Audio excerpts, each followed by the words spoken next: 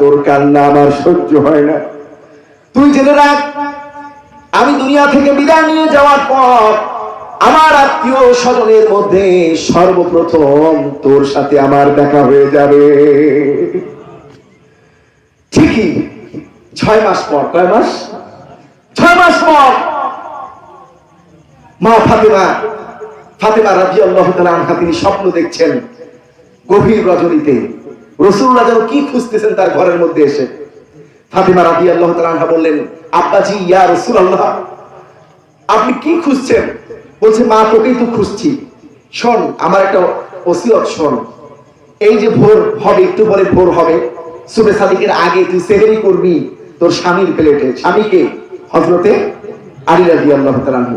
তোর স্বামীর প্লেটে তুই ইফতারি সেহরি করবি আর আমার সাথে ইফতারি করবি। বলেন সুবহানাল্লাহ। ফাতেমা রাদিয়াল্লাহু তাআলা আনহা মোটেও দেরি করলেন না, তাড়াতাড়ি ঘুম থেকে জেগে হযরতে আলী রাদিয়াল্লাহু তাআলা আনহুর প্লেটে সেহরি করলেন। সেহরি খাওয়ার পরে ফজরের রক্ত হয়ে গেল। নামাজ পড়ার পরে থেকেই তার শরীরটা আস্তে আস্তে দুর্বল হতে লাগলো। তার প্রিয়তম স্বামী হযরতে আলীকে বললেন, আলী রে, ও আমার প্রিয়তম স্বামী, আমার শরীরটা ভালো লাগছে না, হয়তো আজকে আমি দুনিয়া থেকে বিদায় নিয়ে চলে যেতে পারি। হাউমাউ করে কাঁদছে স্বামী স্ত্রী, এদিকে 2 ছেলেও এই দৃশ্য দেখে কাঁদছে। ফাতেমা রাদিয়াল্লাহু তাআলা আনহা বলে, নানা ভাই কবরের কাছে যাও, ওখানে যাও, তোমরা ওখানে বসে থাকো। তো হাসান হুসাইন রাদিয়াল্লাহু তাআলা আনহু কিতাবের মধ্যে এসেছে, যখন বিশ্বনবীর রওজা মুবারকের পাশে গেলেন, বিশ্বনবী হাসান হুসাইনকে একটা নির্দেশ দিলেন কবর থেকে। বলেন সুবহানাল্লাহ। বিশ্বনবী বললেন, ও হাসান হুসাইন, ও আমার নাতিরা, সারা জীবন আমার কবরের পাশে রওজা মুবারকের পাশে আসতেই পারবে, আজকে মায়ের মুখটা একটু ভালো করে দেখে নাও, মায়ের মুখটা ভালো করে দেখে নাও, কারণ আজকের পরের থেকে মায়ের মুখটা আর দেখতে পারবে না। এই কথা শুনে হাসান হুসাইন ফাতেমা রাদিয়াল্লাহু তাআলা আনহার কাছে যে এই কথা বললেন, আম্মাজি, নানা ভাই কথা বলেছেন যে তোমার মুখটা যদি আজকে না দেখে রাখি, তাহলে আর দুনিয়ার বুকে মায়ের মুখটা আমরা দেখতে পারবো না।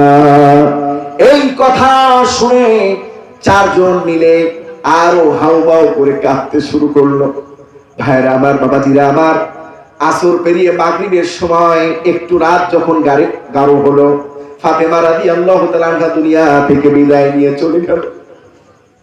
ভাইরা আমার, বাবাজিরা আমার, হযরতে আলী রাদিয়াল্লাহু তাআলা আনহু কাঁদতেছেন, 2 সন্তান হাসান হুসাইন কাঁদছেন।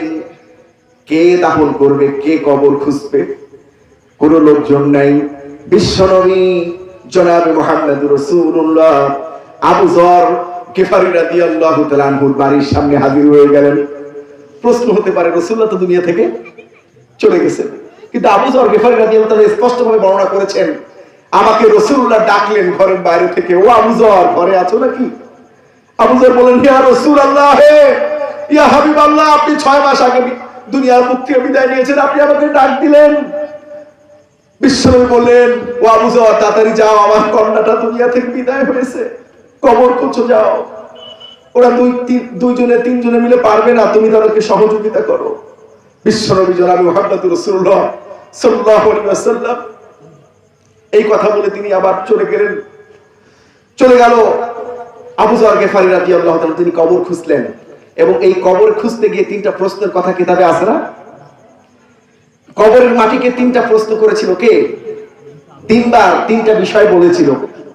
হযরত আবু যর গিফারী রাদিয়াল্লাহু তাআলা আনহু তিনি যখন কবর খোঁজা কমপ্লিট করলেন, কবরের মাটিকে লক্ষ্য করে বললেন, ও কবরের মাটি, আজকে তোর মধ্যে কাকে রাখবো তুই কি তা জানিস নাকি? কোনো কথা বলে না কবরের মাটি।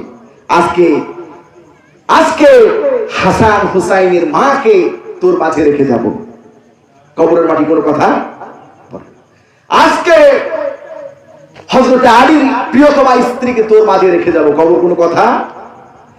যখন হযরত আবু যর গিফারী রাদিয়াল্লাহু তাআলা আনহু বললেন, ও কবরের মাটি, আজকে তোর মাঝে বিশ্বনবী জনাবে মুহাম্মদুর রাসূলুল্লাহ সাল্লাল্লাহু আলাইহি ওয়াসাল্লামের কলিজার টুকরা কন্যা ফাতেমাকে তোর মাঝে রেখে যাব।